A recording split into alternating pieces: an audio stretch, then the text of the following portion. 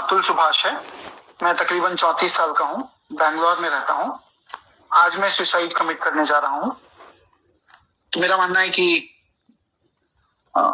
मुझे खुद को ही खत्म कर लेना बेस्ट है मेरे लिए, क्योंकि जो मैं पैसे कमा रहा हूँ उसी से मैं अपने दुश्मन को बलवान बना रहा हूँ। वही पैसे मुझे ही बर्बाद करने के लिए यूज है, और ये साइकिल बढ़ता ही रहेगा। Hello friends, Radhe Radhe. मेरा नाम सोनाली है और मेरे इस चैनल पे आप सबका बहुत बहुत स्वागत है। तो फ्रेंड्स, आज मैं किसी टॉपिक पे या किसी जॉब रिलेटेड वीडियो में आपको नहीं देने वाली। आज मैं एक बहुत ही गंभीर मुद्दे पे बात करने वाली हूँ, जो पिछले कई दिनों से सोशल मीडिया पे काफ़ी तेज़ी से वायरल हो रहा है। कहीं ना कहीं आपने भी इस बारे में सुना ज़रूर होगा। जी हाँ, मैं बात कर रही हूँ सुभाष अतुल के बारे में। सुभाष अतुल एक ऐसे व्यक्ति जिन्होंने अपने सुसाइड करने से पहले 1.5 घंटे का वीडियो और 24 नोट का खत लिख के गए थे। उन खत में और इस वीडियो में वो सारी चीज़ें उन्होंने अच्छे से बताई थी, जो चीज़ें उनके साथ डिवोर्स के दौरान उनकी वाइफ ने या उनके वाइफ की फैमिली की तरफ से जो चीज़ें इनके साथ हुई थी, वो सारी चीज़ें इस नोट में और वीडियो में उन्होंने बताया था। उसी बारे में मैं आज आपसे बात करने वाली हूँ। अगर आप में से बहुत लोग सुभाष अतुल को नहीं जानते हैं तो मैं आपको बता दूँ, ये व्यक्ति बिहार के रहने वाले थे और ये बैंगलोर में as a AI engineer job कर रहे थे। इनकी शादी होती है 2019 में एक मैट्रिमोनियल साइट के साइट से, जो मैच मेकिंग होती है वहाँ से उनकी शादी हो जाती है 2019 में। शादी के 1 साल बाद जो उनकी वाइफ थी अंकिता सिंघानिया, उन्होंने एक बेटे को जन्म दिया। वहां तक सारी चीजें ठीक चल रही थी। उसके बाद धीरे धीरे करके अंकिता की तरफ से सुभाष के साइट में काफी सारे पैसों की डिमांड आने लग गई और अंकिता के जो परिवार वाले थे, उनके भाई और उनकी माँ, उनके तरफ से भी काफी पैसों की डिमांड आने लग गई।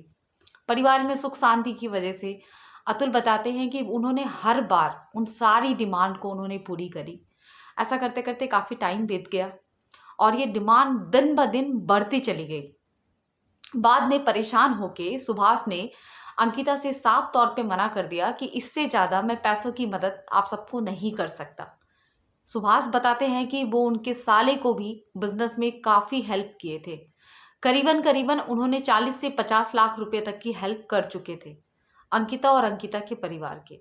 जब लास्ट में उन्होंने पैसे देने से मना कर दिया तो अंकिता नाराज होके अपने बच्चे के साथ अपने माँ के घर चली गई और वहाँ जाके जो एक्चुअल प्रॉब्लम था, जिसकी वजह से जो सुभाष अतुल थे जिन्होंने सुसाइड किया है, वो प्रॉब्लम वहीं से स्टार्ट होती है। वहाँ जाते ही उन्होंने सुभाष अतुल के ऊपर कई सारे केसेस डाल दिए और इन केसेस के चक्कर में सुभाष को हर बार हर महीने पेशी के लिए कोर्ट में जाना पड़ता था और वो जाना पड़ता था उनको जहाँ पे उनका मायका था अंकिता का।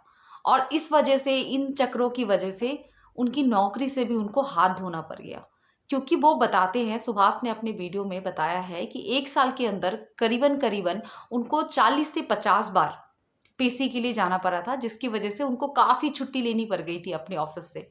और ये काफ़ी स्ट्रेसफुल होता है कि आप एक सिटी से दूसरे सिटी में इतनी बार लगातार ट्रैवल करो। पैसे के साथ साथ टाइम, हर चीज़ की बर्बादी होती रही। यहाँ तक कि अंकिता ने सुभाष के ऊपर ये भी इल्ज़ाम लगाया था कि अंकिता के जो पिताजी थे उनका हार्ट अटैक हुआ था कोविड के टाइम पे, जब लॉकडाउन चल रहा था उस टाइम पे। और उसका भी इल्ज़ाम सुभाष के ऊपर लगाया गया था कि इन्होंने शादी के वक्त 10 लाख रुपए की डिमांड की थी। और सुभाष कहते हैं कि ये सरासर झूठ है, इन्होंने ऐसी कोई डिमांड नहीं की थी।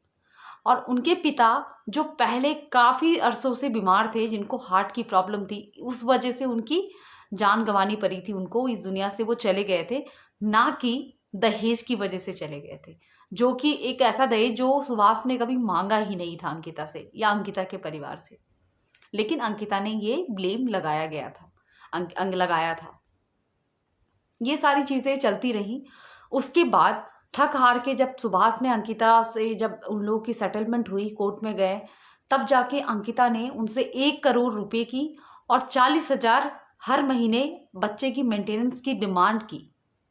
जब सुभाष इन चीज़ों के लिए मान गए, जब उन्होंने कहा कि ठीक है मैं देने के लिए तैयार हूँ, तब जाके अंकिता ने ये जो 1 करोड़ रुपए की डिमांड थी उसको बदल के 3 करोड़ कर दिया।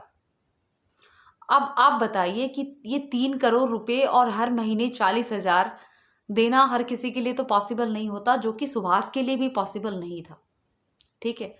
और ऊपर से मानसिक उत्पीड़न करने में अंकिता कभी पीछे नहीं हटी। जब थक हार के सुभाष ने जब जज के सामने ये बयान दिया कि ना जाने मेरे जैसे कितने लोग होते होंगे जो इस वजह से सुसाइड कर लेते हैं, तो उसमें जो जज थी उनका ये बयान था, उन्होंने हंसते हुए सुभाष से ये कहा कि तो तुम क्यों नहीं कर लेते सुसाइड। और कई बार ये चीज़ अंकिता की साइड से भी आया कि तुम परेशान होकर सुसाइड क्यों नहीं कर लेते। तो सुहास ने एक बार उनको जवाब दिया था कि अगर मैंने सुसाइड कर लिया तो तुम लोगों के जो बर्थडे पार्टी चलते हैं वो कैसे होंगे। तो अंकिता ने इस पे जवाब दिया था कि वो सब तो होते रहेंगे, तुम्हारे माँ बाप का घर है ना, वो सब कुछ तो मेरा ही होगा तुम्हारे जाने के बाद। तो ये सारी चीज़ें, ये सब कुछ चलती रहती थी। इसकी वजह से वो काफ़ी मानसिक तौर पे काफ़ी परेशान हो चुके थे। और ये सारी परेशानी, ये सारी चीज़ें साफ साफ झलकती हैं उनके जो भी नोट है उससे, और उनके जो जो 1.5 घंटे की वीडियो है ना उससे। आप लोगों ने अगर अब अभी तक वो वीडियो नहीं देखा है तो मैं इस वीडियो के डिस्क्रिप्शन में वो वीडियो दे दूँगी, आप लोग ज़रूर देखना। मैं उसका लिंक शेयर कर दूँगी।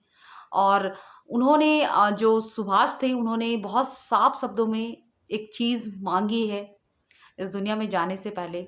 उन्होंने ये कहा है कि अगर मुझे जस्टिस मिलती है तो मेरी अस्थियों को गंगा में जो दाह संस्कार होता है उस तरीके से कर दिया जाए, वरना अगर मुझे जस्टिस नहीं मिलता तो जो कोर्ट था उस कोर्ट के बाहर किसी गटर में उनकी अस्थियों को फेंक देना चाहिए। तो इनकी ये डिमांड रही है। मैं इस वीडियो, आप यहाँ देख सकते हो, मैं इस वीडियो को अटैच कर देती हूँ, आप इस वीडियो को जरूर देखिए। तीसरा, मेरा अस्थि विसर्जन तब तक नहीं होना चाहिए जब तक मेरे हरासर्स को पनिशमेंट नहीं मिलता है, तो मेरा अस्थि विसर्जन ना हो। अगर इतने सारी चीजें, एविडेंस और सब कुछ होने के बाद भी अगर कोर्ट, ये जज और मेरे बाकी के हरासर्स को पनिशमेंट नहीं देती है और बरी कर देती है, तो मेरा जो अस्थि है वहीं कोर्ट के बाहर किसी गटर में बहा देना चाहिए, ताकि मैं ये जान जाऊं हमेशा हमेशा के लिए, मैं ये अपना लेसन सीखता रहूं कि इस देश में क्या वैल्यू है एक लाइफ की। ये इन्होंने इसलिए बोला है क्योंकि सिर्फ ये अंकिता ही इनको परेशान नहीं किया है। अंकिता के अलावा जो पुलिस प्रशासन थी, जो वहाँ की जज थी, जो वहाँ की कानून व्यवस्था थी, उन्होंने भी कोई कसर नहीं छोड़ी है सुभाष अतुल को परेशान करने में। उन्होंने भी जम के परेशान किया है। काफ़ी सारी धमकियाँ पुलिस प्रशासन की तरफ से मिली है। वहाँ की जो जज थे उन्होंने 5 लाख रुपए तक की डिमांड किया है कि अगर तुम केस को ख़त्म करना चाहते हो या रफा दफा करना चाहते हो तो 5 लाख तक की डिमांड, ताकि उनकी सुनवाई हो सके, इसके लिए पैसों की डिमांड, हर चीज़ के लिए पैसों की डिमांड किया करते थे। और ये सारी चीज़ें सुभाष ने अपनी वीडियो में बताया है इस दुनिया को छोड़ने से पहले।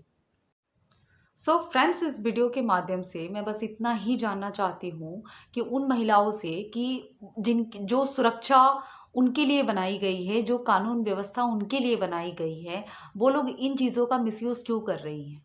क्या मिल जाता है ऐसा करके? उनकी वजह से जो औरतें वाक़ई में इन चीज़ों से जूझ रही हैं, इन चीज़ों से परेशान हो रही हैं, जिनके ऊपर वाक़ई में दहेज का जो भी आतंक होता है, वो चीज़ें हो रही हैं उनके ऊपर, शोषण हो रहा है वाक़ई में, वो महिलाएँ भी कहीं न कहीं झूठी हो जाती हैं इन गिनी-चुनी औरतों की वजह से। तो ऐसा करना मेरी नज़र में बिल्कुल उचित नहीं है, और जो भी सुभाष अतुल जी के साथ हुआ है उनको जस्टिस मिलना ही चाहिए, चाहे कुछ भी हो जाए। अगर आज भी अगर हम इस बारे में बात नहीं करते हैं, अगर आज भी हम अपना ओपिनियन नहीं रखते हैं, तो हमसे बड़ा मूर्ख कोई नहीं होगा। हम सबको एकजुट होके कानून व्यवस्था से बात करनी चाहिए और उनसे प्रेशर डालना चाहिए कि इस जो भी केस चल रहा है, जो भी चीज़ें हो रही हैं, इसमें सुभाष अतुल को जस्टिस मिलनी ही चाहिए। सो फ्रेंड्स, मुझे इस वीडियो में ना ही आपसे लाइक चाहिए, ना ही आज मैं आपको सब्सक्राइब करने के लिए कहूँगी। मैं बस आपसे इतना ही कहूँगी कि मैंने अपनी ओपिनियन रख दी है। आपकी जो भी राय है कमेंट बॉक्स में ज़रूर बताना, और इस वीडियो को ना ज़्यादा से ज़्यादा शेयर करो, ताकि हम सुभाष अतुल को इंसाफ दिलाने के लिए एक कदम उठा सके और एक छोटी सी कोशिश कर सके। बस आप लोगों से मेरी इतनी ही रिक्वेस्ट है, जितना हो सके इस वीडियो को शेयर करना। राधे राधे।